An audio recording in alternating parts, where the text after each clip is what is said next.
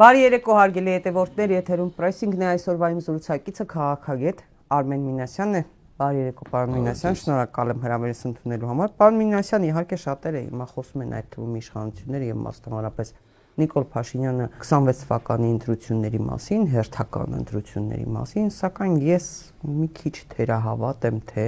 այնուամենայնիվ արտահերթ ընտրությունների չի փորձի գնա իշխանությունը, ձեր կարծիքը։ Արտահերթ ընտրությունների հնարավորությունները կար, մի քիչ նվազեց, բայց տակավին մնում է։ Ինչու նվազեց, ինչով։ Մոլդովայում տեղի ունեցած ընտրությունները որոշակիորեն ազդեցին նաև ենթադրում եմ իշխանությունների տրամադրությունների վրա, որովհետև եթե Մոլդովայում լիներ հակառակ արդյունք, գործող իշխանությունները կարող էին ռիսկ զգալ, որ դրսի հովանավորությամբ լայն կոնսոլիդացիան կարող է լուրջ մարտահրավերներ բերել եւ ուղղակի ժամանակը ճիշտ օգտագործելու համար կարող էին մտնել արտահերթ, որպեսզի դրսի խաղացողներին չտային այդ հնարավորությունը։ Բայց քանի որ Մոլդովան ապացուցեց, որ դուրս է այդքան էլ կարող ուժ չի, ամենայն դեպս ճակերտավոր հա, փափուկ ուժի տրամաբանության ներքո այդ առումով որոշակիորեն նվազեցին։ Բայց եթե այսօրվա իշխանությունը այլ ռիսկեր տեսնի, որ հերթական ընտրությունները կարող են խոչընդոտել վերարտադրվելուն, արտահերթ ընտրություններով անշուշտ կմտնի։ Գործոններից մեկը օրինակ, եթե Երևան շատ լայն կոնսոլիդացիայի ծիլեր ընդդիմության մեջ։ Հակաիշխանության, այսպես ասենք, հա, որտեղ ընդդիմությունը հիմա համար մի քիչ ուրիշ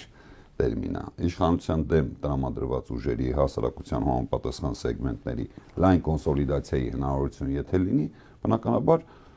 բոլոր իշխանությունները, ոչ միայն Հայաստանի գործող իշխանությունը, բոլոր իշխանությունները ընտրությունները դնելու են իրենց նախապատվելի ժամանակահատվածում։ Եվ քանի որ օրենսդրությունը թույլ է տալիս, բնականաբար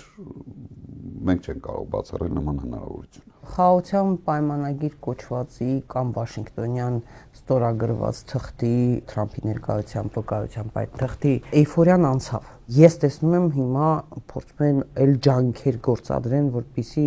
ասեն, որ խաղաղությունը բերել եք։ Այդ խաղաղությունը բերել ենքը չի աշխատում արդեն։ Չի աշխատում Ալիևի հոխորտանքներն են շարունակվում, չի աշխատում, որովհետև Զանգեզուրի միջանցք է ասում Ալիևը, ինչպես եւ Թրամփը, չէ, կորիդոր ասեց, ռազմական բյուջեն ավելացնում է Ադրբեջանը 5 միլիարդ 120 միլիոնի հասցրեց իր ռազմական բյուջեն, շարունակում է զենք ձեռք բերել, ընդ որում տարբեր երկրներից ընդլայնելով հա աշխարհագրությունը զենքերի ձեռքբերման, իր նկրտումներից չի հրաժարվում պահանջները սահմանադրություն փոխել եւ այլն, անկլավներն է ուզելու, այդ ամեն ինչը ոչ մի բան կարծես թե Ալիևը չի մոռանում, անընդհատ շեշտում է։ Էյֆորիան ավարտվեց։ Հիմա նախ էյֆորիան այսպես, էյֆորիայի ալիքը անցավ, այսպես ասենք, բայց դա չի նշանակում, որ նոր ալիք անհնար է։ Ինչպես թուղթ ստորագրվի էլի։ Նախ այդ փաստաթուղթը այսօր այդ փաստաթղթի կարգավիճակը նախաստորագրումն է։ Այսինքն ոչ մի բան չի խանգարում, որպեսզի մի հատ էլ ընտրություններից ենթադրեն 40 օր առաջ ստորագրեն։ Այսինքն նոր կյանք հաղորդեն, հա, այդ դատարկ իրականությանը։ Երկրորդ, ի տարբերություն շատ-շատերի Նիկոլ Փաշինյանն իր էլեկտորատին լավ է ճանաչում։ Նիկոլ Փաշինյանը խաղաղություն հնդածս կվաճառի, բայց ինքը հասկանում է, որ ընտրություններն հաղթելու է այլ տարբերակով։ Ինքը պետք է կոնսոլիդացնի հասարակության, այսպես մեջ եղած ատելությունը ընդդեմ բոլոր նախկինների, ճակերտավոր, հնարավոր բոլոր նախկինների, սկսած Տիգրան Մեծից մինչև բան գործող նախագահի անունն ինչ է, Վահագն Խաչատուրյան։ Երկրորդ, Նիկոլ Փաշինյանը սոցիալական խոցելի խմբերի շրջանում պետք է շատ լավ պոպուլիզմ խաղա, իսկ առնվազն երեկողությամբ ես ունեմ կասկածներ, որ նախադրյալներ են ստեղծում։ Ստորագրման։ Չէ, պոպուլիստական որոշումներ անցկացնելու եւ զանգվածային, այսպես հավանության արժանանալու։ Փոշակներ բարձրացնել, բանակի ծառայության ժամկետը կրճատել, հոսանքի գին նվազեցնել, վարկեր փակել, վիզեր բացել, շատ գործիքներ կա, այսինքն Նիկոլ Փաշինյանն ինչ է անում, պոպուլիստական որոշումներով մեր ապագան գրավ է դնում, Եվ այսօր բանա քվե է շահում։ Եվ այս հարցում իրան հավասարը չկա։ Դա կաշխատի։ Միանշանակ կաշխատի, ես կասկած չունեմ։ Ինչու եմ դա հարցնում, որովհետև սոցհարցումները ցույց են տալիս, որ մարդկանց մեծ մասը մտահոգ է Հայաստանի անվտանգությամբ։ Մարդկանց մեծ մասը մտահոգ է իսկապես, բայց մարդկանց այդ նույն մեծ մասը նաև անտարբեր է քաղաքական զարգացումների նկատմամբ։ Այդ բոլոր սոցհարցումները ցույց են տալիս, որ եթե առաջիկա օրերին լինեին ընտրություններ, մարդկանց մեծ մասը ուղղակի չէր մասնակցելու այդ ընտրություններին։ Իսկ այստեղ մտածելու տեղիք շատ կա։ Իսկ նրանք ովքեր մասնակցելու են, հենց այն էլեկտորատն է, որի մասին մենք խոսում ենք, որի վրա ազդում է Նիկոլ Փաշինյանի այսպես պոպուլիստական որոշումները։ Ես մի քիչ կասկածում եմ, որ սոցհարցումները այսօր կտային ամբողջ պատկերը։ Օրինակ, երբ որ նշում են, որ անվտանգությունը ամենակարևոր առաջնային հարցն է, մարդիկ արձագանքում են ու բավական մեծ տոկոսեր չէ ներկայացված, 70% կարծեմ եւ ավելի։ Ես դրան վստահում եմ, բայց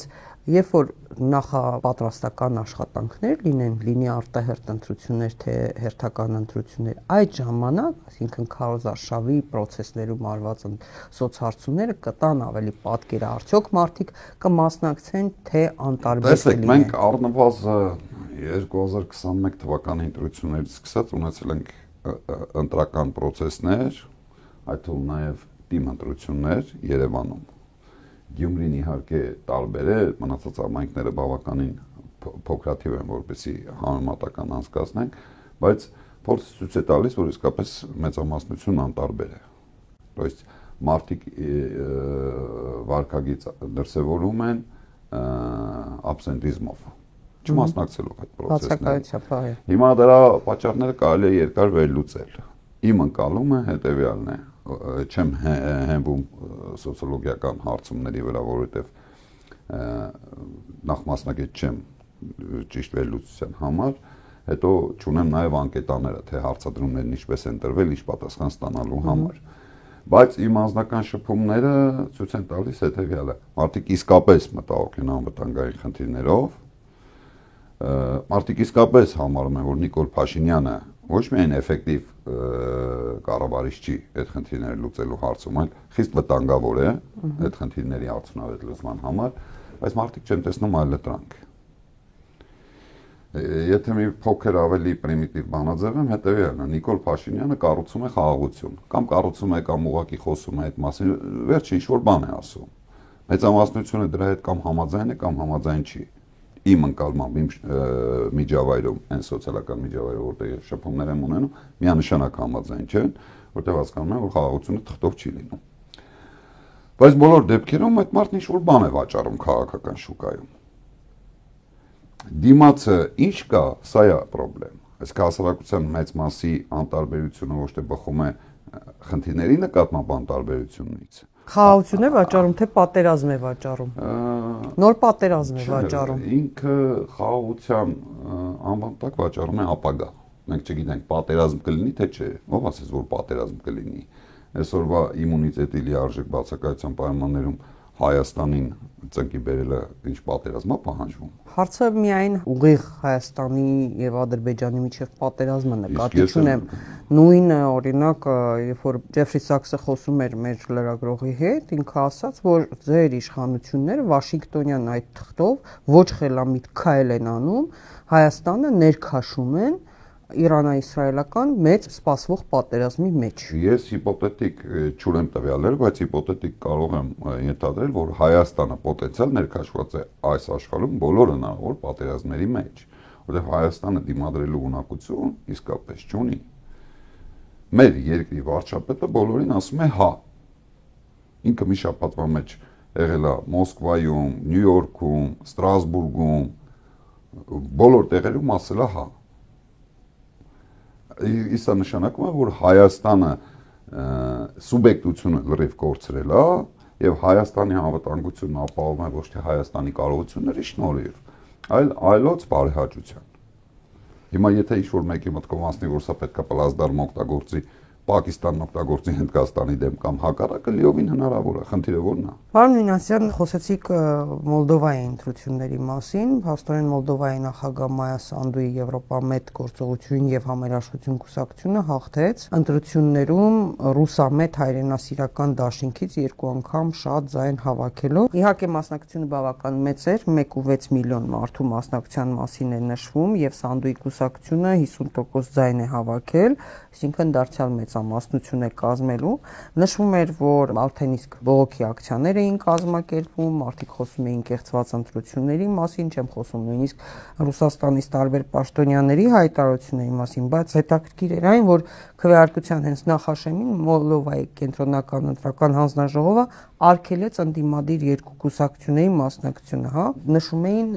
Մոլդովայի իշխանությունները, որ այդ 2 ուժերը կապեր ունեն Կրեմլի հետ եւ այլն ու հնարավորություն չտրվեց։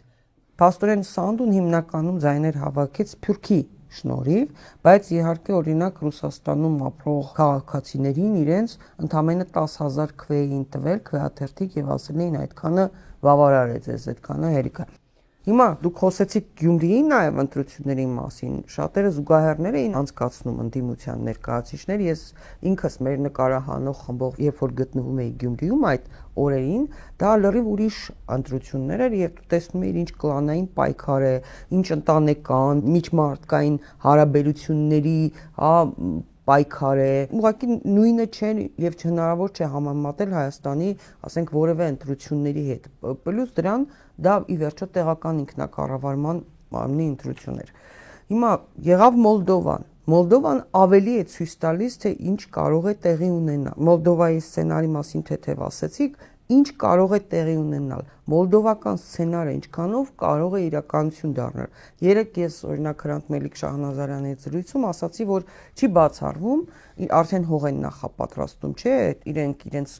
արևմտամետ ուժ են համարում, բայց ես նրանց անվանում եմ ուղղակի հակառուսական, էլի, այդ կեղծ արևմտամետ ուժեր իբրև ներկայացողները իրենք արդեն 3.5-4 տարի առաջ էին ասում, որ Հայաստանը, քանի որ խորհրդարանական կառավարման երկիր է, մենք պետք է միավորվենք ՀԿ-ներով, այդ դրսից ֆինանսավորվող հասարակական կազմակերպություններով, այդ մարդկուսակցություններով, պետք է միավորվեն մեկ քաղաքական առանցքի շուրջ եւ Հայաստանի պարլամենտից դուրս թողնեն 2 այդ ազգային քաղաքական ուժերին, Դաշնակցությունը եւ Հանրապետական կուսակցությունը, հա, այսինքն Հայաստան խմբակցության եւ Պատիվ ունեմ խմբակցության առանցքային քաղաքական ուժերին։ Հիմա սցենարը տեղի է ունենում եւ տեսնում ենք արդեն ծլում են ինչ որ նոր կուսակցություններ, նոր բաներ, հա, ընդ որում տարբեր թևերում։ Որքանով մոլդովական սցենարը իրականություն կդառնա եւ իշխանությունը արդեն դրա համար ինչ հող է նախապատրաստում, եթե համաձայն եք այս տեսակետին։ Դեսեք, որպեսզի ճիշտ լինի մեր վերլուծությունը, պետք է նախ նմանությունները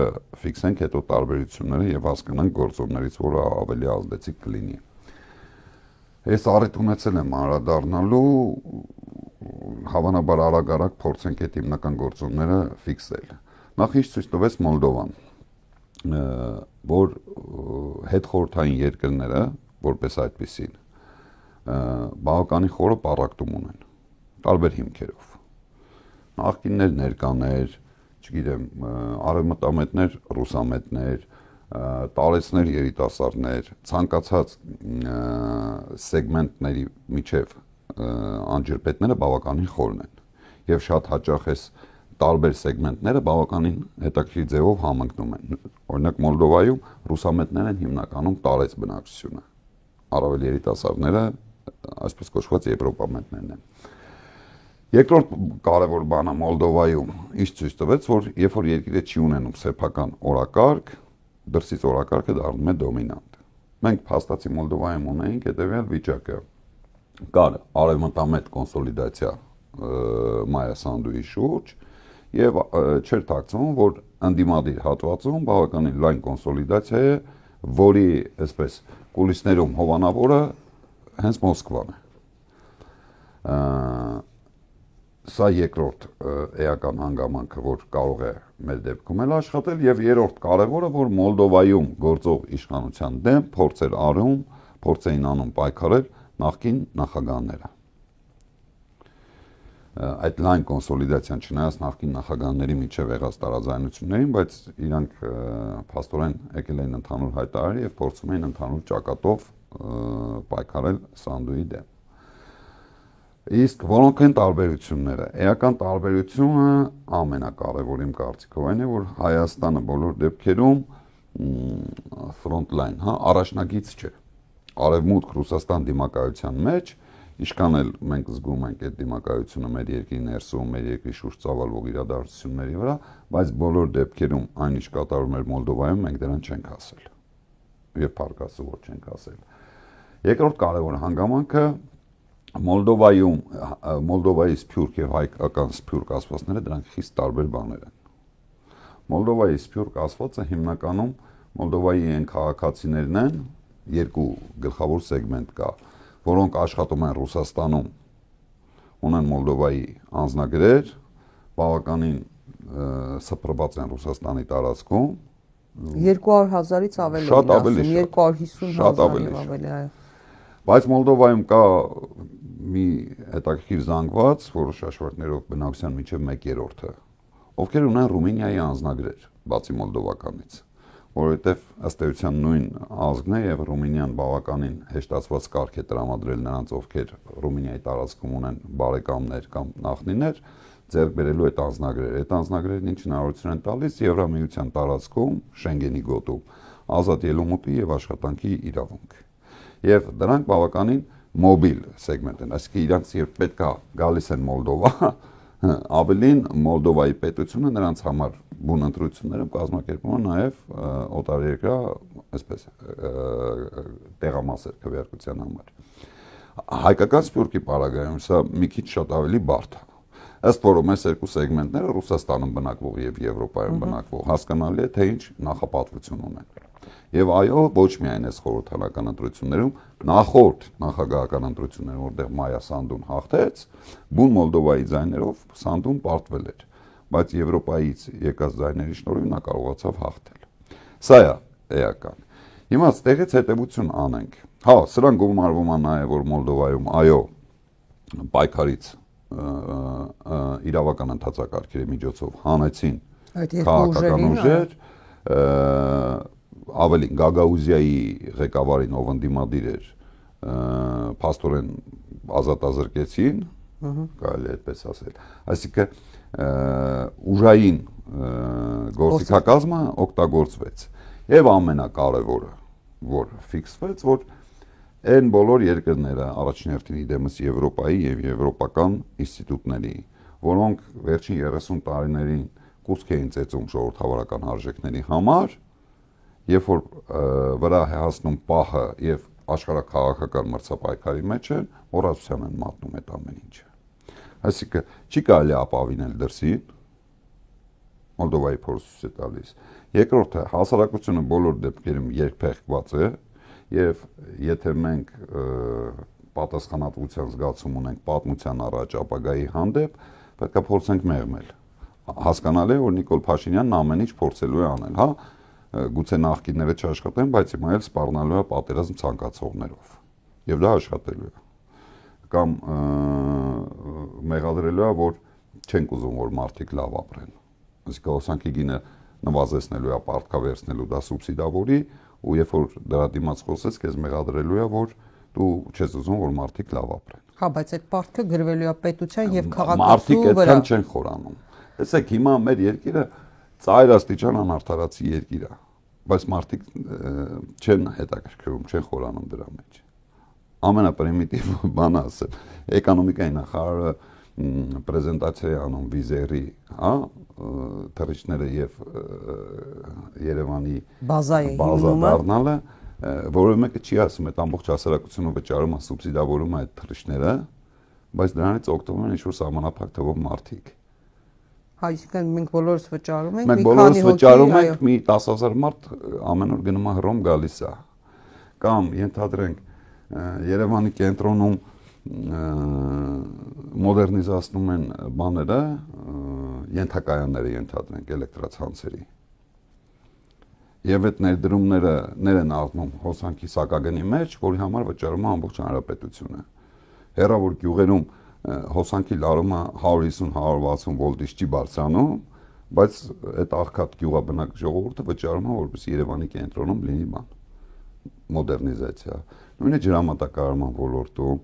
նույնը հարկման ոլորտում, եկամտային հարկը հարուստների եւ աղքատների համար հավասար է, իսկ շատ ստացողները մնացած վճարները քիչ են վճարում, ստացվում է դու ինչքան շատ ես աշխատավարձ ստանում, այնքան քիչ է սարք տալիս։ Այսինքն այս պետությունը երբ որ դետալիզացնեք մանրամասն ուսումնասիրեք, սա աշխարհի ամենաանարդար պետությունն է։ Բայց մարդկանց դա հետաքրքիր չի, որովհետև ասֆալտ են անում։ Նաև ինձ մոտ տպավորություն է, որ միջազգային այդ դոնոր կազմակերպությունները, կառույցները խնդիր են դրել, ինչքան ուզում են փող տալիս են։ Նույնիսկ տպավորություն է, որ ասում են ինչքան ուժ ունեք, կերեք։ Հա, չէ, նախ միջազգային դոնոր կազմակերպություններն երկու խնդիր կա։ Դրանք բյուրոկրատական համակարգեր են, որոնք եթե ատկատները տրամաբանված աշխատում են, ոչ մի խնդիր չունեն։ Սա մեկ, երկրորդը այսօր միջազգային ֆինանսական կառույցները ուկրաինական ճգնաժամից հետո հայտնվել են լրիվ գեոպոլիտիկ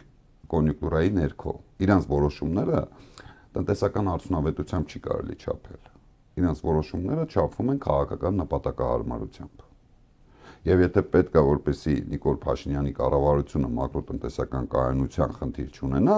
այդ փողերն անընդհատ գալու են։ Իսկ դրանք ովքեր են վճարելու, ժողովուրդը մեծ հաշվով թքած ունի, անկեղծ լինենք, որովհետև հասարակության առանձին անհատին միջին ասված ինչ է հետաքրքրում։ Այսօր ինքը օգտվի, եթե տեսնի վատակ արտագաղթի խնդիրը որն է։ Սենց թե են շատ են արտագաղթում, շատ։ Որևէ մեկը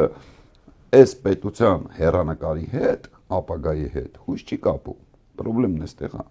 Բոլորն էլ հասկանում են, որ արփախի այսօր կա կօգտվենք, եթե կգա բանակում ծառայելու ժամանակը, հարկ վճարելու ժամանակը, պարտքը փակելու ժամանակը, կգնանք արտագաղթենք։ Ումից ենք վատ որ։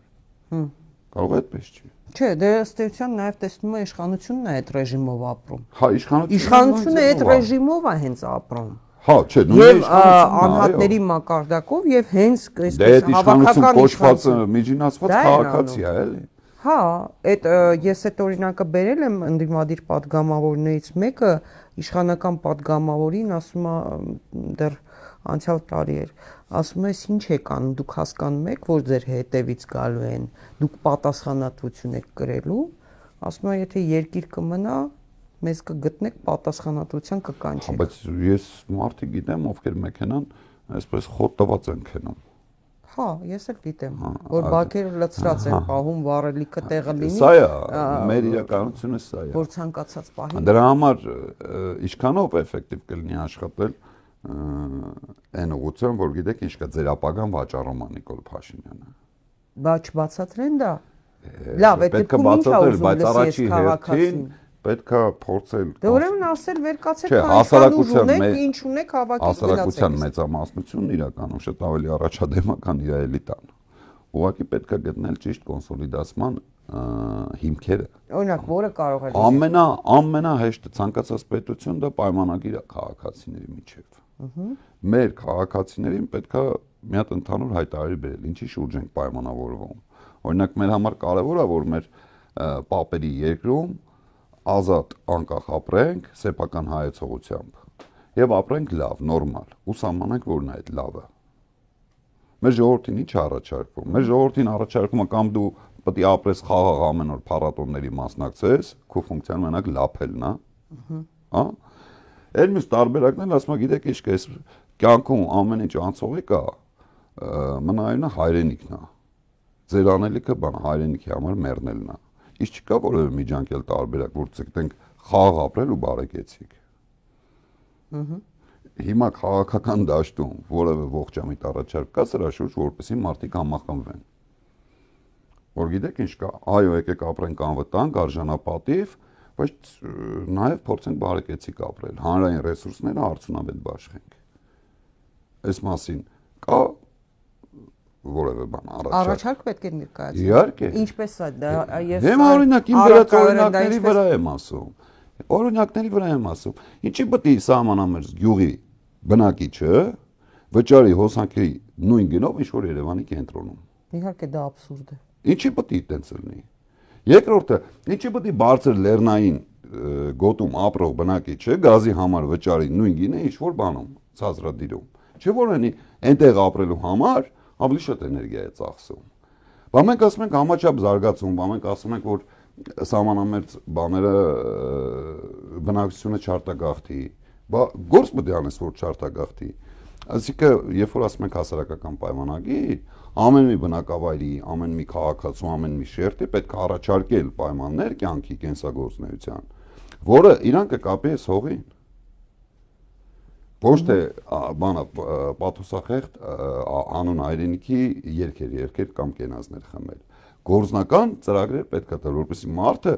կպնի իր հողին։ Հա, բայց տեսեք, ես հիշում եմ 18 թվականին, հիշում եք դուք էլ, Նիկոլ Փաշինյանը ինչ կեղծ խոստումներ չէ տվեց։ Մենք Նիկոլ Փաշինյան չենք քննարկում։ Չէ, ուրիշ բանն եմ ասում, գործիք եմ ասում, օգտագործեց, մեսիջներ կան, նույնիսկ բառեր կան։ Վարկաբեկն օրինակ ոնց էր ապագական, չէ՞։ Մարդիկ էլ խուսափում են այդ բառը օգտագործեն։ Դուխով, ապագա քաղաքացիական պայմանագիր, չգիտեմ, ընդհանրապես բառեր կան, որ հիշում եք նաև, երբ որ ասում էր կարմիր գծերի մասին, չգիտեմ, վարկերի բարձր տոկոսադրույքների մասին եւ այլն, մարդիկ արդեն դրան էլ կարող է, հա, լեւս չհավատան։ Սա եմ ասում, ինչպես վերականգնել հավատը։ Աշխատել, քրտնաջան աշխատել, եթե բառերն են խանգարում, այլ բառեր գտնել, չնայած վերջին 30 տարվա ընթացքում Հայաստանում այնքան կուսակցություն է բացվելու, այդ կուսակցություններն այնքան կարգախոսներ են փոխել, որ հայերենում դժվար է գտնել չարատավորված բառ։ Բայց բոլոր դեպքերում մոռանանք Նիկոլ Փաշինյանին, որտեղ Նիկոլ Փաշինյանը 18-ից հետո ձախողել է ամեն ինչ, իսկապես ձախողել է ամեն ինչ։ Հիմա պետք է գիծ քաշել, այդ գծի առաջին տողում գրել, որ Նիկոլ Փաշինյանի հետ ապագան անհնար է, կետ երկրորդ ինչ անենք, որ իսկապես ունենանք մեր հայրենիքում ապրելու հնարավորություն։ Եվ դետալիզացված շարադրել, թե մարդկանցից յուրաքանչյուրն ինչ պետք է անի։ Ոչ թե համատարած զբաղվենք լափելով, այլ յուրաքանչյուրն ինչ պետք է անի, որ իսկապես սեփական աշխատանքով օրենքի երկրում բարեկեցիկ կարողանա ապրել, հնարավորինս բարեկեցիկ։ Իմ ասածը սա է, որ ողջամիտ իրացվելի գաղափարներ պետք է տալ հանրությանը։ Ձեզ էլ հարցնեմ, այսինքն պետք է ինչ-որ ծրագիր ներկայացվի, առաջարկ արվի, հռչակագիր լինի։ Հռչակագիր չպետք է այդ բյուրոկրատական բաներին ես դեմ եմ։ Պետք է լինի իդեաների ազատ մրցակցություն։ Ինչու եմ ասում, որովհետև շատերը նաև հարցազրույցներում, զրույցներում, ելույթներում խոսում են, բայց հավաքագրած այդ ամբողջական տեսքով ներկայացրած չեմ տեսնում։ Գիտեք, ես էլ լսում եմ, բայց այդ խոսակցության մեջ մեծ մասը առնչվում է այսպես ստրատեգիական հարցերի։ Դրանց մեջ շարքային քաղաքացիները քիչ են գտնում սեփական կենցաղին, սեփական կյանքին վերաբերող լուծումներ։ Ես չեմ կասկածում, Հայաստանում չկա որևէ հայ, ով չի ուզում որպես հայ ապրի Հայաստանում, անկախ Հայաստանում, չկա նման մարդ։ Բայց բոլորը հասկանում են, որ այս զարգացման այս վեկտորով դա հնարավոր չի ապահովել։ Իսկ որն է այլ ընտրանքը տեսանելի չի։ Մարդիկ նաև երբ որ հարցումներ են արվում, այդ թվում հա փողոցային հարցումներ են արվում տարբեր մասնագիտական խմբերի հետ, մարդիկ հստակ ասում են 18-ից հետո կյանքի որակը գնալով վատացել է։ Շատ լավ տեսնում են, որ ընդամենը մի խումբ մարդկանց կյանքի որակն է բարելավել։ Հա, մարդ են, իրենց շփումներում են տեսնում, բարեկամ են, մեկին ծանոթ են, մեկ էլ տեսնում են ոչինչ չունեին, հա, ինչ որ ու շատ բան ունեցան։ Հա, մեկ էլ մի անգամից դարձան, չգիտեմ, հա, ինչեր ձեռք բերեցին։ Մենք էլ ենք ներկայացնում, չէ՞, օրինակ այդ հայտարարագրերը, իհարկե հայտարարագրերում ամբողջական պատկերը չի, նայում ես, ասենք, այս ինչ падգամավորը ԿՊ-ական ոչինչ չուներ տառացիորեն ու հիմա ինչեր ունի, ինչ թվերից է խոսում, ինչերի մեջ է, դրսում ձեռքբերումները։ Դա կոչվում է կոռուպցիա եւ հասարակությունը դրա մասին գիտի։ Գիտի հասարակություն, հենց էսա, մարդը ասում է, հա, կյանքը թանկացել է, կյանքի որակը գնալով վատացել է, պլյուս դրան մենք անվտանգ չենք զգում մեր երկրում։ Սա ասում են։ Միշտ էլ օրինակ եղել են, չէ՞, բանակից խուսափել են մարդիկ, հա, ծառայությունից։ Միշտ էլ եղել են, կներեք, որ հասարակության մեջ չկա, որ կա, ցանկացած տեղ կա դա։ Ընդ որում ես հիշում եմ, այն ժամանակ շատերը ուզում էին հենց Արցախում իրենց ծառայությունը անցկացնել։ Ես շատ մարդիկ գիտեմ, որ իրենք գերադասում էին Արցախում ծառայել։ Հիմա ասում են, հա, Էլի ծառայենք, բայց Նիկոլ Փաշինյանի կառավարության ժամանակ մենք չենք ուզում ծառայել։ Դե դա փաստ է, որին մենք բախվել ենք, բայց մյուս կողմից էլի եմ ասում, հասարակությանը պետք է բացատրել որոշումները, հասարակությանը պետք է ցույց տալ այդ որոշումների ռիսկերը։ Պրիմիտիվ բան եմ ասում, տեսեք, ես հիշատակեցի։ Մտադիր են բանակում ծառայությունը, ժամկետային ծառայությունը 6 ամսով նվազեցնել, սահմանել տարեկես։ Ճիշտ է թե չէ։ Այո։ Դիմես, չէ, սնուցող մայրերին։ Դա ինչի համար արեց, որ մայրեր ջան, չեք ուզում, չէ, ձեր երեխեքը գնան ծառայեն, չեք ուզում, չէ, գնան մեռնեն, էդ է, չէ, ասում։ Հիմա նայեք այդ որոշման հակառակ կողմը։ Այդ զինծառայողները, որ գնում են բանակ, ինչ որ ֆունկցիա են կատարում, չէ։ Երբ որ դու 6 ամսով 25%-ով նվազեցնում ես ծառայության ժամկետը, իրականացվող համախառն ֆունկցիան 25%-ով նվազում է, այսինքն առաջանում է դեֆիցիտ։ Այդ ինչով է լցվում։ Լցվում է զորահավաքներով։ Այդ երամսյա զորահավաքներով։ Այսինքն այն կինը, որի որդին պետք է տարիկես գնար ծառայեր, 2 տարի ծառայեր, հիմա սարքում են տարիկես, այդ կնոջ ամուսինը հիմա պետք է 2 տարին մեկ երամսյա գնա բան, զորահավաքի։ Վերջի ցամանը պետք է պահվի, թե չէ։ Հիմա այդ ամուսինը երբ որ գնում է, ինքը չի աշխատում, չի վաստակում, վարկերը չի փակում, բայց այս մասին ոչ ոք այդ մարդկանց չի ասելու։ Այդ մարդկանց ընդհանրապես ասել են, որ ձեր երեխեքի ծառայությունը 6 ամսով նվազեցնում եք։ Բայց որ ձեր տնային տնտեսություն մտնող եկամուտը այսքանով կրճատվելու է, ոչ ոք չի ասում։ Հա, բայց հիմա երբ որ ընդդիմադիր որևէ գործիչ ասում է, գիտեք ինչ, դա սխալ է, հա, որ չպետք է կրճատել, դու վերջի անվտանգության խնդիր ունես, վաղ այդ նույն երեխա տես երկրում խնդրեմ է ունենալու, այդ ինչպես դուք ասացիք, այո, այդ սահմանը պիտի պահվի, հա, ուրիշ բան ծառայության որակը կամ նորամուծություններ կամ չգիտեմ ինչեր պետք է արվեն, հասկանալի։ Երբ որ ընդդիմադիր որևէ գործիչ դրա դեմ խոսի, հա, ասի դա սխալ է, ասում են, չէ, օրինակ նույն Տիգրան Աբրահամյանը պատիվ ունեմ պատգամավոր։ Մարդը շատ լավ հասկանում է ինչ է բանակը, ինչ է անվտանգությունը, ինչ է ծառայությունը։ Երբ որ մարդը ասում է դա սխալ է, դա բանակը կազմակերպել է, քայքայում է, այն ինչ որ ըստ էության Ալիևի պահանջն է եղել, Նիկոլ Փաշինյանի։ Շատերը ձայն չեն տա։ Դրա համար պետք է Այսինքն, այդ եմ ասում, ճշմարտությունն եք ուզում լսել, թե ուզում եք ձեզ խաբեն։ Ո՞րն եք ուզում։ Հասարակության դուրը ծեծելուց պետք է մաքսիմալ ազնիվ գտնվել։ Այո, այն ինչ որ ասում է Տիգրան Աբրահամյան, ամեն ինչ ճիշտ է ասում։ Բայց քանի որ այս հասարակությունն ունի որոշակի կենսափորձ, մի քիչ իրացիոնալ, մի քիչ ռացիոնալ լուծումներին չի հավատում, պետք է փորձել նորովի լուծումներ գտնել։ Հիմա այս հասարակության մեջ, այո, բոլոր երկրներում, բոլոր հասարակություններում, այսպես ասենք, եղել է բանակից փախնելու ճակերտավոր երևույթը։ Հիմա Նիկոլ Փաշինյանի կառավարության օրոք դա շատ մատչելի է դարել։ Մեծ մասն են փախնում։ Հավանաբար էժանացել է, չգիտեմ, ես ինքս չեմ տիրապետել։ Ինչի օրենքով բան սահմանեցին, չէ, ազատվելու գին։ Դե, հա, այդ է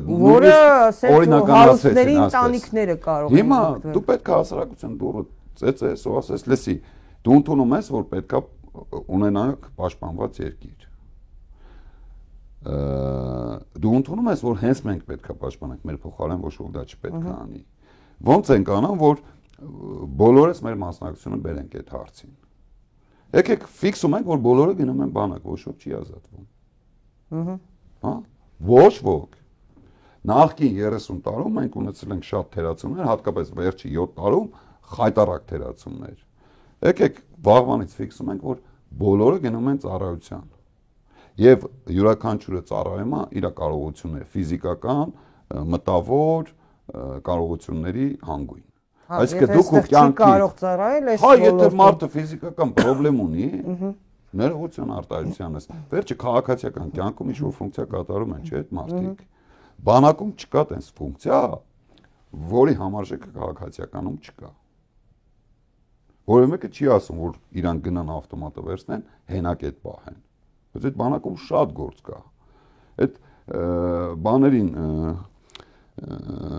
ֆիզիկականով բանակից ազատվածների մեծ մասը քաղաքի այդ կոմպյուտերային սրահներում բան անում, խաղում է։ Ժամանակակից դրոն քշելը կոմպյուտեր խաղալը։ Թող գնան դրոն քշել սովորեն։ Իմ ասածն է, որ պետք է գտնել լուծումներ, որ այս հասարակությանը պետք է կոնսոլիդացնի, ոչ թե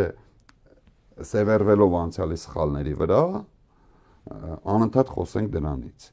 Ես էլ եմ ասում, իմ շփումներում չկա մեկը, որը չընդունի, որ Նիկոլ Փաշինյանի հետ ապագա չկա։ Բայց եթե բանը գա հասնի ընտրությունների, ես կասկածում եմ, որ Նիկոլ Փաշինյանը հաղթելու է։ Ես էլ եմ կասկածում, որ հաղթելու է։ Հիմա Մոլդովայի դասերը քաղելով, ինչ պետք է չանենք եւ ինչ պետք է անենք։ Սա ամփոփենք ու անցնենք։ Մոլդովայի դասերը քաղելով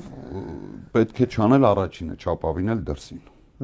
Եթե ինչ-որ մեկը մտածում է, որ դուրսը գալու է, վերցնելու է, նվերը տալու, դա չի լինելու։ Հատկապես եթե ոմանք որպես դուրս, որպես հովանավոր ընկալում են մեր ռազմավարական դաշնակցին։ Ռուսաստանը։ Հա, որովհետև ինչքան էլ աշխարհաքաղաքական կամ միջազգային հարաբերություններում անվտանգային հարցերում մենք նախապատվությունը տանք Ռուսաստանին կամ չտանք, բայց հասկանալի է, որ փափուկ ուժի ոլորտում ռուսական փորձը Ռուսաստանի զբաղվածությունը այսօրվա տապորը փափուկ ուժ չունի։ Թույլ չի տալիս, հնարավորություն չի տալիս։ Երկրորդը ցանկացած Ռուսաստան կլինի, Չինաստան կլինի, Եվրամիություն, թե Ամերիկա, ցանկացած դրսի հովանավորություն ենթադրում է մեր ներսին օրակարգում, մեր ներքին հարցերի երկրորդում։ Հա, առավել եւս որ հիմա հակառուսական հասարակական կազմակերպություններ, անհատներ, մեդիաներ, կուսակցություններ, մարդկուսակցություններ, ահռելի գումարներ ա ներդրվել եւ այսինքն դա աշխատելու է իշխանության օգտին։ Իմ մոտեցումը հետեւյալն է, նաեւ հաշվի առնելով Մոլդովայի փորձը։ Կոնսոլիդացիան պետք է լինի հայկական օրակարգի շուրջ, Հայաստանի Հանրապետության հայ հասարակության խնդիրների շուրջ։ Եվ եթե այդ կոնսոլիդացիան լինի, այդ կոնսոլիդացիան ուժեղ լինի, ցանկացած դրսի ակտոր դրա հետ համակերպվելու է եւ աշխատելու է։ Այսինքն դու դառնալու ես իրավահավասար սուբյեկտ աշխարհի հետ հարաբերվելու, այլ ոչ թե դառնալու ես ինչ-որ մեկի պատվերը կատարող։ Մոլդովայի փորձը նաեւ սա ցույց տվեց եւ ամենակարևոր փորձը բոլոր դեպքերում մենք իրավունք չունենք դժգոհելու մեր նախկին իշխանություններից, իմ մոտեցումը դա է, որովհետև փառք Աստծո բոլորն իրենց կառավարման տարիներին քիչ թե շատ, բայց հաջողությամբ լուծել են իրենց առաջ դրված խնդիրները եւ իրանք իրենց անունը գրել են պատմության մեջ։ Բայց ապագայի հետ կապված այլևս ակնհայտ է, որ հետ խորհրդային տարածքում հատկապես աշխարհում առհասարակ, բայց հատկապես այդ խորհրդային տարածքում, որտեղ սոցիալական ցնցումները շատ խորն են եղել եւ մարդիկ իրենց դժբախտությունները շատ հաճախ կապում են օրվա իշխանությունների հետ, հա։ Այդ հասարակությունները հակված չեն այսպես նախկին իշխանությունների վստահելու իրենց ապագան։ Իրանք այդ հասարակությունները ֆիքսված այսպես մերժում են նախկիններին բոլոր երկրներում, անխտիր բոլոր երկրներում։ Եվ սա մենք պետք է հաշվի առնենք, եթե մենք խնդիր ենք դրել ձերբազատվել Նիկոլ Փաշինյանից, դա անելու եղանակը նախկին իշխանություններին ապավինելը չի։ Դա աշխարհի փորձն է եւ հաստատապես այդ խորհրդային երկրների փորձը։ Հա, նույնիսկ ուշադրություն դարձեք տապալման ծավալները, կապ չունի մենք ոնց ենք վերաբերում։ Մոլդովան կլինի, Վրաստանը կլինի, Ղրղստանը կլինի, նախկին իշխանությունները ընկալելի չեն հանրությունների համար։ Բայց սա չի վերաբերում իրանց օբյեկտիվ նվաճումներին։ Մենք խոսում ենք հասարակության ընկալումների եւ ապավինումների։ Մի քիչ այստեղ այլ է իրավիճակը այն առումով, որ Հայաստանի մարտահրավերները անվտանգային բոլորովին այլ են եւ փորձառություն է պահանջում հաջորդ իշխանությունից, հաջորդ, այսպես ասած, կամ լիդերից, հաջորդ վարչապետից, որովհետև մենք տեսանք սրանք ինչ արեցին, հա, եկել են որփի գլխի պես վարսավիրություն են սովորում։ Որևէ մեկը չի շղթում, որ փորձը պետքա փոխանցվի, բայց այդ փորձը փոխանցելու շատ լավ կանգրագետների շքերթեր, չէ՞, օրինակ ազգային ժողովում ասում են պարտադիր չի, ինչ պետք է կրթություն, պետք չի կրթություն պաշտոն զբաղեցնելու կամ բանի համար, այդ նույն բանն է։ Չէ, ես դրան դեմ եմ, կրթությունը բոլոր դեպքերում պարզա ավելին իմաստնությունն է պետք։ Իսկ իմաստնությունը գալիս է տարիների փորձով, նաև սեփական ժողովրդին ճանաչելու ունակությամբ։ Այդտեղ համալսարանում չեն դասավանդում այդ մասին, Դու հասարակության մեջ այդ մասին պետք է սովորես, այդ թվում կառավարման ոլորտում ճանապարհ անցնելով։ Ընդհակառակը ով էլ լինի հաջորդ իշխանությունը, այդ իշխանությունը որպեսզի կարողանա այս հասարակության, այս պետության խնդիրները լուծել, ինքը պետք է փորձի մեխանիզմներ գտնել օգտվելու բոլոր նախորդ իշխանությունների, անխտիր բոլոր նախորդ իշխանությունների փորձից, հմտություններից։ Այդ մեխանիզմները աշխարհին հայտնի են եւ պարտադիր չի որ դա լինի կաբինետում։ Հա? Եթե դու նպաստավոր պայմաններ ստեղծես, որպեսզի նախկին իշխանությունները իրենց փորձը փոխանցեն ամենատարբեր եղանակներով, սկսած համալսարանական լսարաններից մինչև մեմուարներ, մինչև ինչ-որ հասարակական խորհուրդ, որտեղ իրանք կպատմեն, կներկայացնեն, հա, դու կունենաս այդ արդյունքը։ Ու խոսքը միայն բանին չի վերաբերվում, պետության ղեկավարներին չի վերաբերվում։ Ոլորտային։ Մեր ողբերգությունը գիտեք որն է, որ մենք 7-8 արտգործնախարար ենք ունեցել, չէ՞ կարծեմ։ 7-8 արտգործնախարար ենք ունեցել, դրանցից ոչ ոք չի դասավանդում։ Պրոֆիլային բուհում, պրոֆիլային մասնագետներին։ Ու անհասկանալի է այդ մարդիկ ոնց պետք է այդ փորձը կուտակեն, այդ փորձը յուրացնեն եւ փորձեն ապագայում ավելի էֆեկտիվ իրացնել։ Այստեղ խնդիրը շատ ավելի խորն է։ Բայց դա չի ժխտում են հանգամանքը, որ այո 2018 թվականին մարդիկ եկան, ասացին, որ մենք սկսում ենք զրոյական կետից։ Եվ զրոյական կետից տարան հաղթում խփեցին պատին։ Դուք խոսեցիք ընդդիմության մասին, ասելով, որ պետք է ձեր համար դուք տարանջատում եք, հա, այդ ընդդիմություն բառը ոչ իշխանական ուժեր եք, հա, ասում։ Հակաիշխանություն, տեսեք, զուտ կլասիկ քաղաքագիտական իմաստով գոյություն իշխանությունը միասնական է, որի մեջ կա կառավարություն եւ ընդդիմություն։ Եթե գալիս ենք անգլիական տրադիցիայով։ Այդ ընդդիմությունը, խորհրդարանական ընդդիմությունը, ինքը եւս իշխանական լիազորություններ ունի։ Չէ՞։ Օրինակ իմ ընկեր Տիգրան Աբրահամյանը որպես ԱԺ պատգամավոր կարող է ինչ-որ գերատեսչություններ, հարցումներ անել, որոշակի ինֆորմացիայի տիրապետել, որը հասու չի շարքային մահկանացույց։ Ինքը այս մասով իշխանություն է։ Ինքը կառավարություն չի, բայց իշխանություն է։ Հա, երբ որ մենք ասում ենք ընդդիմություն, մեզ թվում է, որ այդ ինչ-որ մարդիկ են, որ ոչ մի գործիք իրանց տրամադրության տակ չկա, իրանց խնդիրը մենակ բողոքելն է։ Ոչ, աշխարհի բոլոր երկրներում ընդդիմությունը ունի ֆունկցիա։ Հիմա օրինակ այսօր Միացյալ Նահանգներում ինչի է բան։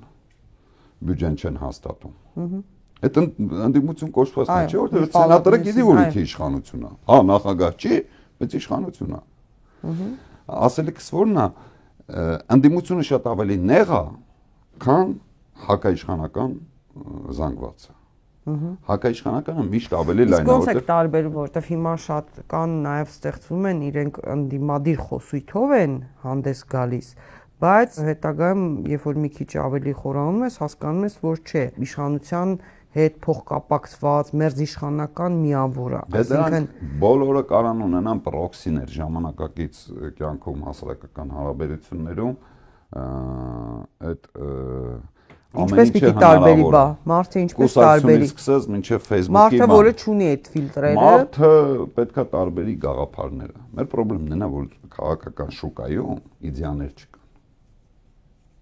Հիմա ես էլի եմ ասում, կրկնում եմ եւս մեկ անգամ, բոլորը իմ շրջապատում ապագայի հույս կապում են Նիկոլ Փաշինյանի իշխանության բացակայության հետ։ Մենակ դա համարում են մարդիկ, որոնք ասում են, եթե հանկարծ ԿՊ-ն Նիկոլ Փաշինյանը 26-ին վերարտադրվեց, մենք հավաքում ենք իրերը ու արտագաղթում ենք։ Okay, ես էլ այդպեսիներին գիտեմ։ Հիմա ոնց անենք, որ չլինի։ Հա, խնդիրը էսա, ոնց անենք, եթե մենք առավոտից ցիլիկոն այս փաստը ֆիքսենք, կհասնենք խնդրի լուծմանը։ Ես ուզում եմ հասկանալ ոնց է մոտեցումը, որն է։ Մոտեցումն հետեւյալն է. կետ առաջին բոլոր հնարավոր պետաիրավական գործիքակազմը օգտագործելով, բոլոր հնարավոր միջոցները օգտագործել, որպեսզի ձերբազատվել այսօրվա կառավարությունից։ Սկսած այսօրվանից ինչ գործիքներ կա, կառավարության անվստահությունից մինչև ընտրություններ, այս ամբողջ դիապազոնում իմպիչմենտը գործելու հնարավորություն կա։ Նու միացան, հիմա միացան, բայց հիմա ես հարց եմ տալիս, առանց բանանելու, էլի, չարախնդալու։ Հիմա միացավ։ Շատ լավ է, իսկապես ես ողջունում եմ միացումը, բայց միանալուց հետո արդեն պետք է սկսել գործել։ Հիմա հետահայաց եմ նայում, 4 ամիս չմիանալու իմաստը ո՞րն է։ Ես էլ չգիտեմ։ Ես էլ չէ, ավելին ասում էին միացել ենք, ստորագրել ենք, չենք ստորագրել, բերեք ստորագրենք, չէ, վայ ֆրակցիան պիտի որոշում կայացնի, հետո ասում էին բանա, Միքայել Սրբազանին ենք առաջադրում։ Ես հիմա չեմ ուզում այդ թեմային անդրադառնալ, որ ստացվի վատաբանում եմ, բայց մենք տեսնում ենք, որ ժամանակը ճիշտ չենք տնօրինել, էֆեկտիվ լուծումների չենք գնացել եւ արդյունավետ չենք տիրապետել են գործիքակազմ ու լիազորությունները, որ մեր տրամադրության տակ եղել է։ Հիմա այսօրվանից սկսած արդյոք գույքագրել ենք ինչ կարող ենք անել եւ կարճաժամկետում, միջնաժամկետում, երկարաժամկետում ինչն է հեռանկարային։ Թե իրականում բոլորը պատրաստվում են ընտրությունների եւ բոլորը աշխատելու են բոլորի դեմ։ Ես վախենամ հանկարծ դա լինի։ Հա, իսկ հասարակությունն էլ ինչ է ասում։ Կոնսոլիդացիա է ուզում։ Հասարակությունն ասում է, եղբայր, առողջ իրիկուն ասում եք Նիկոլը սխալ է։ Բայց հետո ուզում ենք հասկանանք դուք ինչ եք առաջարկում։ Ասում եք դուք ասում եք Նիկոլը լավ չի անում, մենք ենք նույնը անենք։ Ну տենց չեն ասում, որ բանը, չէ, այսինքն ոչ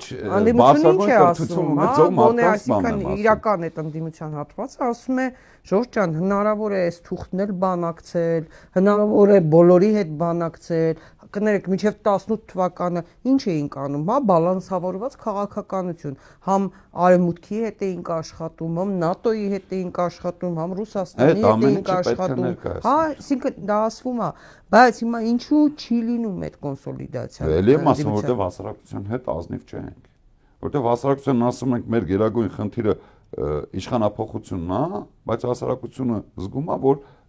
քո խնդիրը իշխանափոխությունը չի, իշխանության տենչն է։ Դրանք տարբեր բաներ են։ Ոնց է Ցիցերոնն ասում, ուսմը ստրուկը տենչում է ոչ թե ազատություն, այլ սեփական ստրուկներ, չէ։ Մարդիկ էկրանից են կողմ զգում են, որ խոսքը Նիկոլ Փաշինյանին հեռացնելու մասին չի։ Այստեղ բոլորը համակարծիք են։ Այստեղ մի բան կա, հիմա չեմ ուզում անուններ տամ, ընդդիմության մի հատված ասում է մեզ համար կարևոր չի, ասում է, բերեք ձեր իմպիչմենտի process-ը, օրինակ նախաձեռնողները պատիվ ունեն, Արթուր խումբը, բայց պատիվ ունեմ նախաձեռնությունը տանում պարլամենտում, որովհետև մանդատ պետք է ունենաս։ Հիմա պատիվ ունեմ ասում է դուք առաջարկեք ում ուզում եք վարչապետի տեխնացու, որովհետև կարևորը որ process-ը տեղի ունենա։ Ճիշտ է, ասում են մեզ համար կարևոր չէ ով կլինին կարևոր չէ, որովհետև մեր նպատակն այն է, հա, որ process-ը սաղետը կանգնեցնենք, մենք հասկանանք։ Ու դրա հետ ես մասնակի եմ համամիտ, որտեղ ոնց Հոբիկ Աղազարյանն ասեց, որ Նիկոլից ավելի վատին պետք չի բերել։ Հոբիկ Աղազարյանը Էդմոն Մարությանի մասին էր, չէ՞ խոսում։ Չէ, պետք է իսկապես Նիկոլ Փաշինյանին հեռացնելուց հետո հասկանալ իսկ ուր են գնում։ Պատիվ ունեմի ծրագիրը ինձ հասկանալի է թվում այնքանով, որ անցումային կառավարությունը մի խնդիր ունի լուծելու։ Ավելի ճիշտ երկուսը։ Նախադրյալներ ստեղծի, որպեսզի հասարակությունը կարողանա իսկապես ընտրել այն կառավարությունը, որին վստահելու է իր ճակատագիրը, այսինքն այդ կառավարությունը այդ մի խնդիրը պետք է լուծի։ Եվ երկրորդ կարևոր հանգամանքը, քանի որ մեր մոտ բաժանարար գծերը շատ են խորացել, այդ կառավարությունը խնդիր ունի տարբեր սեգմենտների, տարբեր խմբերի մեջ կամուրջներ ստեղծելու, հանրային համերաշխությունը ամրապնդելու, որովհետև մենք եկեք անկեղծ լինենք, մեր հասարակության մեջ հիմա նույնիսկ սպիտակին հակված ենք սև դիտել, եթե դրա արտաբերողը հակառակ ճամբարից է։ Կա նման խնդիր, թե չէ։ Իսկ երկու անգամ երկուսը 4 չի, եթե ԿՊ-ից են ասում։ Կամ եթե բանից հակաիշխանական ճամբարից ասում են ԿՊ-ի համար դա 4 չի։ Սա նորմալ է։ Այս հասարակությունը կարա այս բաներով առաջ գնա, ալգորիթմներով։ Իհարկե ոչ, հետեւաբար այդ անցումային կառավարությունը պետք է հանրային համերաշխությունն ամրապնդելու համար։ Դուք գոնե որոշակի տիրապետում եք, հա, նաև այդ իմպիչմենտին միանալու, չմիանալու սկզբի քննարկումներին, մեղադրանքներին փոխադարձ ասեմ կամ որևէ, այդ ամբողջ process-ին տիրապետում եք։ Նաև տեսակ արդեն որ միացան լսումներ էին եւ այլն, հիմա այո, բոլորս ակնկալում ենք, որ աշխատանք կտանեն, որովհետեւ այդ միանալը դա դեռ ոչինչ չի նշանակում, չպետք է նստեք ասենք թե ինչ որտեղ, ասեք, «Իա ոնց, մենք ուրիշ բաներ պետք է անենք, ստորագրությունը տվեցինք ու վերջ»։ Կան այդպես բաներ։ Երկու ծայրահեղություն կա։ Նախ չպետք է ասեն տվեցինք ու վերջ։ Երկրորդը չպետք է ասեն դա այնա տվել ենք, դրանք ինչ եք անելու։ Որովհետև շատ հետաքրքիր իրավիճակ կա։ Եթե ընդդիմության մի հատվածին համոզելն է տևել 4 ամիս, դու պատկերացնում եք իշխանությունից մարդ ներգրավելու համար ինչքան ժամանակ է պետք գալու, որովհետեւ մենք կարողանանք այս հասարակությունը կարողանա այդ ժամանակը կրճատել։ Իսկապես պետք է բոլորի քրտնաջան աշխատանքը։ Եթե նպատակը դա է։ Լավ, ինչ անենք, որպեսզի օգնենք, որ հակաիշխանական ուժերը կարողանան ամբիցիաները մի կողմ թողնեն եւ միավորվեն։ Մենք ինչ կարող ենք անել։ Լրագրողները պետք է ճշմարտություն ասեն։ Չէ, քաղաքացի են, բացի լրագրողը։ Քաղաքացին պետք է հստակ պահանջ քաղաքացին չի կարող այդպես հրապարակավ ասել, բայց բոլորը, ովքեր ունեն ձայնը տեղ հասնելու միջոց, պետք է հստակ այդ բանաձևումները տան։ Եղբայր, դուք ունեք այսքան ժամանակ ապացուցելու, որ ձեր խնդիրն իսկապես Նիկոլ Փաշինյանին հեռացնելն է։ Կգա գալսնի օրը ընտրությունների իմ ընտրելու իմ քվեն տալու հիմքը դա է լինելու։ Ես նայելու եմ հետ, տեսնեմ ով էր իմ այդ անկեղծ, ով անկեղծ չէ։ Նիկոլ Փաշինյանը խափում է, որ խաղաղություն է ուզում, դուք էլ խափում եք, որ ուզում եք Նիկոլ Փաշինյանին հեռացնել։ Դրա բանը impeachment-ն է լինելու, impeachment-ին միանալ չմիանալը։ Տեսեք, impeachment-ը կհաջողի չի հաջողի, սա հարցի մյուս կողմն է։ Հա։ Քու հրճակած նպատակի ներքո դու ինչ գործողություններ ես անում։ Կապ չունի դու ինչ նպատակ է։ Դու բարձրացի ասա, ես չեմ միանում impeachment-ին, որովհետև սա։ Ես դա կհարգեմ։ Բայց որ դու ասում ես, որ ես միանում եմ impeachment-ին, դե գնացեք արեք, այստեղ խնդրեմ ունենք։ Ով պետք է անի։ Չգիտեմ ում են ասում։ Հենց դա է։ Պրիմիտիվ հարց, այդ impeachment-ն անելու համար պետք է ԿՊ-ի խմբակցությունից մարդկանց հետ շփվել, խոսել, ներգրավել։ Իհարկե։ Պետք է թե հիմա X քանակի մարդկանց հետ Y քանակի այս խմբակցությունից առնչություն ունեն միջմարտկային շփումներ, ինչ որ M քանակի մյուս խմբակցությունից, այդ բոլորը պետք է համադրեն ուժերը, չէ՞ որ արդյունք լինի։ Ես դա շատ լավ հասկանում եմ։ Ավելին ձեզ ասեմ, որպես լրագրող չեմ ասում, նաև որպես քաղաքացի հանդուրժել եմ մանդատների պահպանելը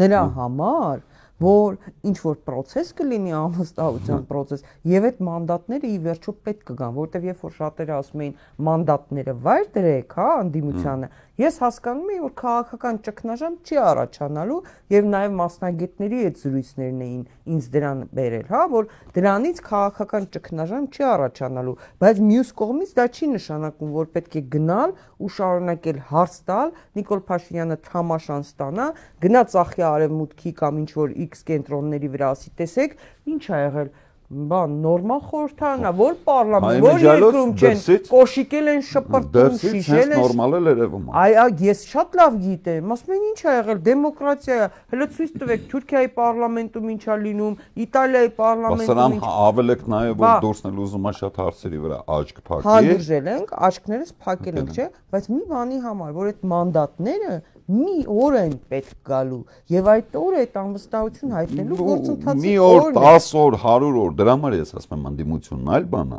որովհետեւ անդիմությունը այդ մանդատի բերումով ունի լիազորություններ։ Ու ինքը այդ լիազորությունները պետք է էֆեկտիվ իրականացնի, եթե ինքը էֆեկտիվ չի իրականացնում, երբ որ գալիս է այդ մանդատի ժամկետի վերջը, ինքը պետք է պատասխանատվություն կրի, պատասխանատվության կրելը դրսևորվում է քվեով։ Հասարակությունը էլ իրանց պետք է քվե չտա։ Որտեւ եթե դու տապալել ես գործը, հա, կամ ազնիվ չես եղել, հա, կամ ազնիվ չես եղել։ Սխալ նպատակ ես հրճակի, ուրիշ նպատակի համար ես աշխատել, կամ էլ ի վիճակի չես։ Սա է։ Այսինքն անդիմությունը եւս ընտրական ցիկլի վերջում պետք է հաշվետու լինի իր ընտրողին։ Խորհրդանական ընդդիմության մասն է։ Հա, հասկանում եմ։ Արտախորհրդանական ընդդիմությունը ինչ պետք է անի, հա, որտեվ եւ ուժեր են ստեղծվում եւ Դա իրականում շատ ատոմիզացված է։ Արտախորհրդանական էլ եմ ասում, պետք է իդեաներ գեներացնի եւ փորձի սեփական իդեաների շուրջ կոնսոլիդացնել նախ քաղաքական դասին, հետո հանրության լայն շերտերի, որտեղ քաղաքականությունը Տիկին Սերյանյան իմ համար հստակ սահմանում ունի քաղաքականությունը, ազգային կլինի, պետական կլինի, տեղական ինքնակառավարման կլինի, ընտանիքում կլինի, դա շահերի ընդհանրության հիմքով իմի գալն է, որպեսզի կարողանանք շահերի ընդհանրության հիմքով իմի գալ, ես իմ նմանները, դուք եւ ձեր նմանները, նախ պետք է այդ շահերի մասին խոսվի, որն է մեր հավաքական շահը, պրիմիտիվ հարց եմ տալիս, Արցախը մեր հավաքական շահն է, թե չէ։ Դրա մասին է ուզում խոսել։ Բարձր կենսաթոշակը հավաքական շահը, թե չէ։ Սրա մասին պետք է խոսվի։ Կարող է պայմանական, ես չեմ ասում կողմ եմ կամ դեմ եմ։ Էական թեզ եմ առաջադրում։ Կարող է ենթադրենք անշարժ ասեմ, որ քիչ շահարկվի։ Մենք տեսել ենք հանրային միջոցներից ինչքան ենք ծախսում կենսաթոշակի վրա եւ այդ կենսաթոշակը սոցիալական ինչ խնդիր է լուծում։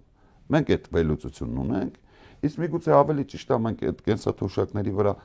այդքան միջոցներ չվատնենք, բայց այդ մարդկանց բարեկեցիկ կյանք ապահովենք այլ բաներով, գործիքներով։ Աշխարհը տարբեր փորձ ունի։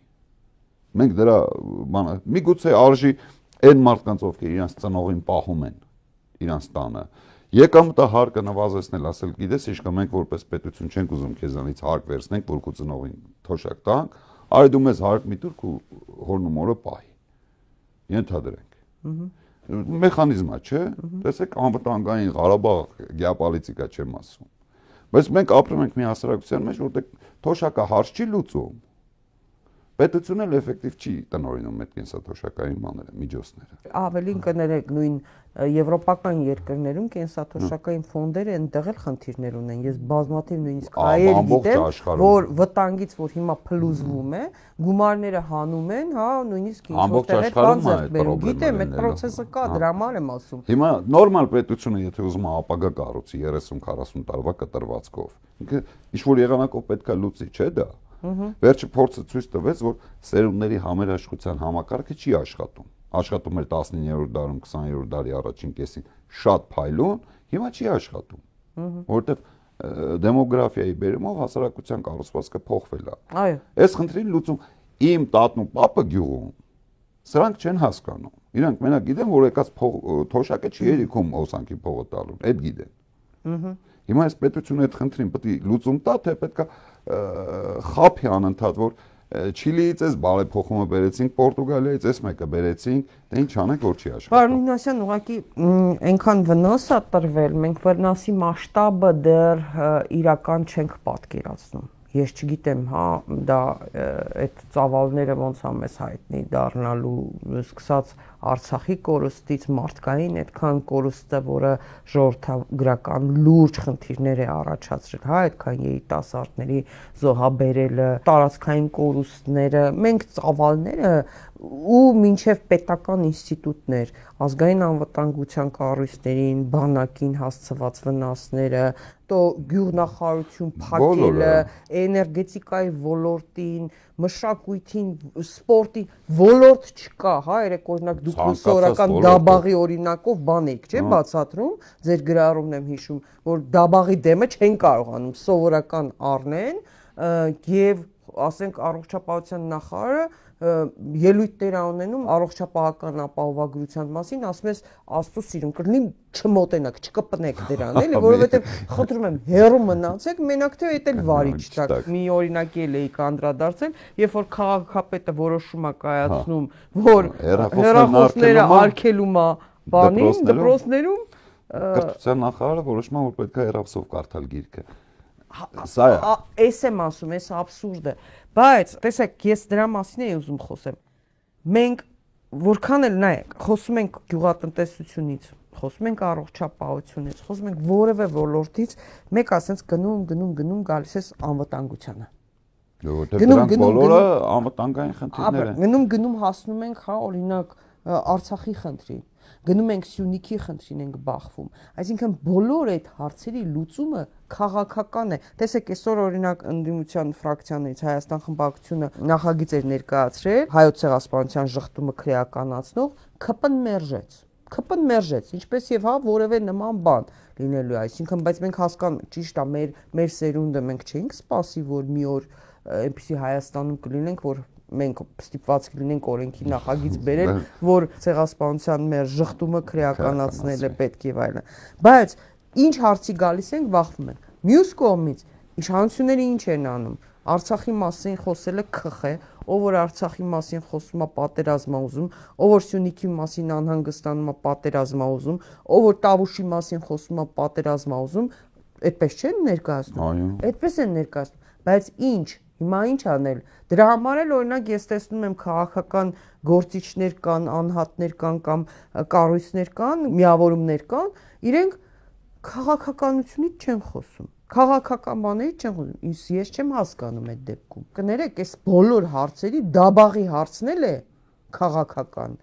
Վարկերի տոկոսադրույքների հարցնել է քաղաքական։ QR կոդի հարցնել է դպրոցում հեռախոսի։ Այդ ամենը չէ քաղաքական է։ Քաղաքական է, հա, ոնց հիմա բան անենք։ Դե ասում եմ, պետք է ազնիվ լինել, խնդիրները ճիշտ ձևակերպել, հասարակությանը ասել, խնդրի լուծումը սա է։ Տեղ-տեղ դժվար, տեղ-տեղ բարդ, բայց եթե մենք ուզում ենք իսկապես լավ երջանիկ ապրել սեփական հայրենիքում, լուծումը սա է։ Երեք չեմիսօր Միացյալ Նահանգների պաշտպանության նախարարը պրեզենտացիա էր անում, ինչ էր ասում մարդը։ Ասում էր մենք պետք է զինվենք, մենք պետք է ուժեղանանք, ոչ թե նրա համար որ մենք ուզում ենք պատերազմ, այլ որովհետև ուզում ենք խաղաղություն։ Որովհետև խաղաղություն պարտադրում է ուժեղ կողմը։ Հա, իսկ սա ասում է Ալիևը, հո մեր դեմ չի զինվում, ու դեմ է զինվում Ալիևը։ Չգիտեմ, երևի Չինաստանի, դա Ալիևի խնդիրն է։ Մենք պետք է մեր հասարակությանն ասենք, գիտես ինչ կա եղբայր, եթե դու ուզում ես իսկապես անվտանգ ապրես, բանակդ պետք է լինի հզոր։ Որտու մենակ հզոր բանակն է խաղաղություն երաշխավորում։ Որպես ինքը լինի հզոր, դու պետք է ծառայես 2 տարի։ Եվ այսքան հարկ տաս։ Հակառակ դեպքում դու գնալու ես այդ նույնը անելու ես ուրիշ տեղ, ծառայելու ես Ադրբեջանի բանակում, տալու ես 2 անգամ ավելի հարկ ու չես լինելու երջանիկ։ Կյանքը այդ է, որովհետեւ մեկը երկրի վրա դրախտ չի սարքելու։ Դե գալիս եմ դրան, որ ճշմարտությունը դաժան է։ Մարդը ուզում է պոպկորն, հա, արագ բանանի եւ այլն սովորել է դրան, հա, պոզիտիվ, հահահիհի, ստամոքս ֆեստիվալ։ Այդ ֆեստիվալի այնքան միլիոններ են ծախսվում։ Մենք ինչեր ձեռք կբերեինք, մենք ինչեր կկառուցեինք, չէ՞, օրինակ։ Ինչեր, ինչ միլիոններ։ Եվ վերջում ուզում եմ մի հետաքրքիր գրառում էր կատարել Անվտանգության հետազոտությունների ինստիտուտի ավագ գիտաշխատող միջազգային հարաբերությունների դոկտոր Էդուարդ Աբրահամյանը շատ հետաքրքիր մի գրառում էր արել, գրեթե նույն կոնցեպցիայի մեջ է։ Օբյեկտիվորեն ամեն ինչ հնարավոր է յետ բերել, վերադարձնել ազգային արժանապատվությունը, պատիվը, անվտանգության զգացողությունը, հաղթանակի ու ինքնաբավ կայացած ուժեղ ու երջանիկ ազգ լինելու զգացողությունը, որի պետականությունը ամեն հայի Հայաստանի Հանրապետության քաղաքացու մեջքին կանգնած է։ Հնարավոր է նույնիսկ հետ բերել ողջ Արցախն իր բնական ու ոչ բնական սահմաններով ու նույնիսկ մի բան էլ ավել ու դառնալ ամբողջովին այլ քաղաքական տրամաչափի ու աշխարհաքաղաքական լիգայի խաղացող պետություն։ Բայց դրա համար պետք է ֆունդամենտալ փոխել մտածելակերպը ու հոգեբանությունը, պահպանելով ազգային հիշողությունն ու զարգացնելով ազգային ինքնությունը, դառնալ նպատակասլաց, կրթատենչ, մշտապես մասնագիտացող եւ ժամանակը գնահատող ազգային համայնքային բարձր զգացողությամբ ու պատասխանատվությամբ քաղաքական ժողովուրդ, թե Հայաստանի Հանրապետության տարածքում, թե Սփյուռքում։ Այս կոնցեպցիան ըստ էության իրագործելի է, չէ՞։ Բայց եթե հանկարծ մենք թույլ տանք, որ տեսեք, աշխարհը երկրներ, զարգացած երկրները գնում են դեպի ազգայինի կոնցեպցիա, դեպի ինքնություն։ Տեսեք, կան բաներ, բնական process-ներ, որոնց դեմ ոչ մի Նիկոլ Փաշինյան, ոչ մի վարչապետ, ոչ մի նախարար ազդել չի կարող։ Այս ժողովուրդը հազարամյակներով իր հողի վրա ապրել է ու իր վերապրած օրասական պահերը այնպեսին են, որ Նիկոլ Փաշինյանը դրա համեմատ ոչինչ է։ Հա։ Ես համարում եմ իշխանություն, եթե արտաքին աջակցությունը չկա, ինչ կա։ Այսպես ասենք, 200 տարի առաջ դժվար էր պատկերացնել, որ այս տարածքում կլինի էթնիկ հոծ հայ բնակչության պետական միավորում։ 1800-ականների սկզբին դա պատկերացնելն անհնար էր։ Բայց կա չէ։ 2000 տարի հայրենազուրկ դարձած հրեա ժողովուրդը ոչ միայն ստեղծեց Իսրայել պետություն, այլ Իսրայել պետությունը պատրաստադրել է ամբողջ տարածաշրջանի համար։ Պետություն, որը մինչև հիմա ջուր է ներկրում։ Եվ ճիշտ է անում։ Այո։ Պետություն, որը անապատում սարքեց պետություն եւ արտահանում է գյուղատնտեսական Հա, իսկ քո ջրային ռեսուրսները դու տալիս ես Հայաստանի իշխանություն, տալիս ես Ալիևին եւ Էրդողանին։ Հետևաբար մենք իսկապես պետք է մի հատ ներս նայենք, վերանայենք մեր մոտեցումները, մեր նպատակները եւ ֆիքսենք այդ նպատակը, մենք ուզում ենք թե չէ։ Եթե չլինի աշխարհակաղակական վայրի վերումներ, Արցախը հետ բերելու ինչ տարբերակներ կան։ Առանց պատերազմի։ Իսկապես առանց տարբերակի։ Ես կարամ երկար ցուցակ թելադրեմ, թե ինչ տարբերակներ կան։ Բայց դրա համար պետք է նախ այդ նպատակը ֆիքսել եւ այդ ուղղությամբ աշխատել։ Իսկապես։ Եվ ռեսուրսը կա, եւ մարդկային, եւ բոլոր ռեսուրսները ըստ էության կան, եւ ես միշտ ասում եմ, որ այսօր սխալ է ասել, որ այդ ամեն ինչի համար փող է պետք։ Ամեն ինչի համար պետք է, բայց խելք, այդ թվում է փող աշխատելու համար։ Հա, իհարկե։ Շնորհակալ եմ, պարոն Մինասյան, շատ հետաքրքիր զրույցի համար, հարգելի հետևորդներ, իմ զրուցակիցն էր քաղաքագետ Արմեն Մինասյանը, կհանդիպենք հաջողություն ձեզ։ Thank you.